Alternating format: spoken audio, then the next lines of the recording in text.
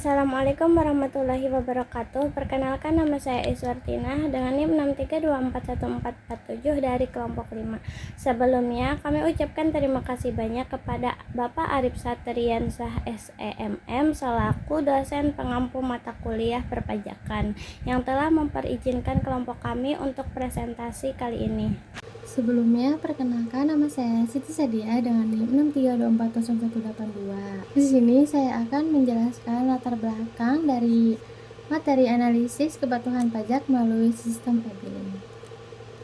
Pajak merupakan salah satu sumber pendapatan terbesar bagi pemerintah Indonesia yang digunakan untuk membiayai berbagai program pembangunan nasional.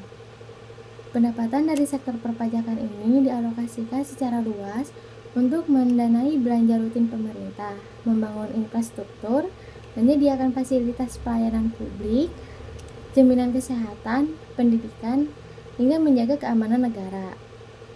Mengingat pentingnya fungsi tersebut, Direktorat Jenderal Pajak atau DJP dituntut untuk terus mengoptimalkan penerimaan kas negara. Langkah ini dilakukan melalui perluasan wajib pajak serta meningkatkan kesadaran dan kepatuhan dari pajak. Selanjutnya yaitu ada rumusan masalah. Penelitian ini membahas konsep kepatuhan wajib pajak dan sistem e-billing, menganalisis pengaruh penerapan e-billing terhadap kepatuhan wajib pajak beserta kendala yang dihadapi, serta menjelaskan proses penyelesaian kewajiban perpajakan mulai dari perhitungan pajak, pembayaran melalui e-billing, hingga pelaporan SPT tahunan. Saya Rika Nuranida dengan 6324067. Di sini saya akan menjelaskan tujuan dan landasan teori. Yang pertama ada tujuan. Penelitian ini bertujuan untuk memahami konsep kepatuhan wajib pajak dan sistem e-billing, menganalisis pengaruh penerapan e-billing terhadap tingkat kepatuhan wajib pajak, serta memberikan gambaran proses perhitungan pajak, pembayaran melalui e-billing, hingga pelaporan SPT tahunan. Selanjutnya adalah landasan teori. Kepatuhan wajib pajak adalah sikap taat dan kesediaan wajib pajak dalam memenuhi seluruh kewajiban perpajakan sesuai dengan ketentuan yang berlaku. Kepatuhan ini terdiri dari dua jenis, yaitu yang pertama kepatuhan formal. Kepatuhan dalam memenuhi kewajiban administrasi perpajakan seperti mendaftarkan diri, membayar pajak, dan menyampaikan SPT tahunan tepat waktu sesuai batas yang ditentukan. Yang kedua itu adalah kepatuhan material. Kepatuhan dalam menghitung, membayar, dan melaporkan jumlah pajak secara benar, jujur, serta sesuai dengan kondisi keuangan yang sebenarnya tanpa melakukan manipulasi data. Saya Habia Rubia dengan NIM 6324149. Selanjutnya ada landasan teori. Sistem e-billing merupakan salah satu wujud modernisasi sistem administrasi perpajakan yang dikembangkan oleh Direktorat Jenderal Pajak atau DJP. Sistem ini berfungsi untuk memproses pembayaran pajak secara elektronik berbasis daring, menggantikan metode konvensional yang menggunakan formulir kertas surat setoran pajak atau SSP manual. Mekanisme operasional e-billing mengandalkan penerbitan kode billing atau ID billing, yaitu kode identifikasi unik berupa 15 digit angka yang diterbitkan secara sistematis setelah wajib pajak menginput data pajaknya secara mandiri. Beberapa karakteristik utama yang membedakan sistem e-billing dengan metode lama adalah adanya validasi data terintegrasi yang mampu menolak secara otomatis jika terjadi kekeliruan kombinasi data, serta fleksibilitas tinggi karena kode yang diterbitkan dapat langsung dibayarkan melalui berbagai kanal keuangan seperti ATM, internet banking, mobil banking, loket teller bank persepsi, maupun kantor pos. Selanjutnya, pengaruh e-billing. Implementasi sistem e-billing memiliki pengaruh yang sangat signifikan dalam mendongkrak tingkat kepatuhan wajib pajak, baik dari segi kepatuhan formal maupun material. Kehadiran sistem pembayaran elektronik ini berhasil memangkas biaya kepatuhan yang sebelumnya harus ditanggung oleh masyarakat, seperti hilangnya waktu produktif akibat mengantri berjam-jam, serta biaya akomodasi untuk pergi ke lembaga keuangan persepsi. Selanjutnya ada studi kasus PT Mandiri Sejahtera. Dan berdasarkan ketentuan Undang-Undang pajak penghasilan Undang-Undang PPH Pasal 9 Ayat 1 huruf H, pengeluaran pajak penghasilan yang ditanggung atau dibayarkan oleh perusahaan untuk kepentingan wajib pajak itu sendiri atau pihak lain yang tidak diperbolehkan menjadi pengurang penghasilan bruto.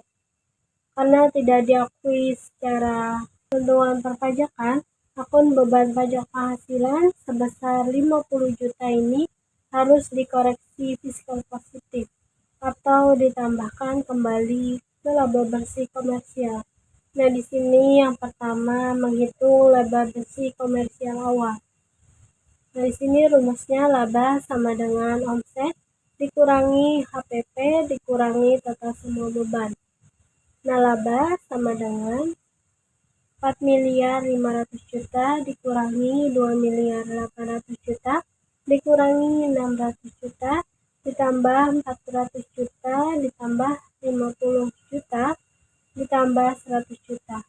Jadi laba bersih komersial sama dengan 4.500.000.000 dikurangi 2.800.000.000 dan 1.150.000.000 sama dengan hasilnya yaitu 550 juta. Nah, yang kedua menghitung laba fiskal atau penghasilan kena pajak. Dari sini yang pertama penghasilan kena pajak sama dengan laba bersih komersial ditambah koreksi fiskal positif. Jadi penghasilan kena pajak 550 juta ditambah 50 juta sama dengan hasilnya 600 juta. Perhitungan pajak berdasarkan aturan UU Harmonisasi Perhitungan Perpajakan UU HPP karena total omset tahunan perusahaan ini berada di bawah 4,8 miliar yaitu sekitar 4,5 miliar. PT Mandiri Sejahtera berhak mendapatkan fasilitas potongan tarif sebesar 50% dari tarif normal yaitu 22%. Maka tarif efektif yang digunakan adalah sebesar 11%. PPH terhutang yaitu 11% dikali penghasilan karena pajak yaitu PPH terhutang sama dengan 11% dikali 600 juta sama dengan 66 juta. Jadi jumlah pajak yang harus disetorkan oleh PT Mandiri Sejahtera sebesar 66 juta rupiah. Kita masuk ke proses e-billing. Dalam proses e-billing itu yang pertama kita masuk ke menu login. Dalam menu login kita tinggal memasukkan nomor induk kewarganegaraan atau NPWP. Setelah itu kita juga bisa memasukkan kata sandi dan kode CAPTCA. Ketika kita sudah masuk ke menu login, maka akan disediakan halaman beranda. Dalam halaman beranda itu ada profil, pilihan pajak, pembayaran, layout, dan layanan.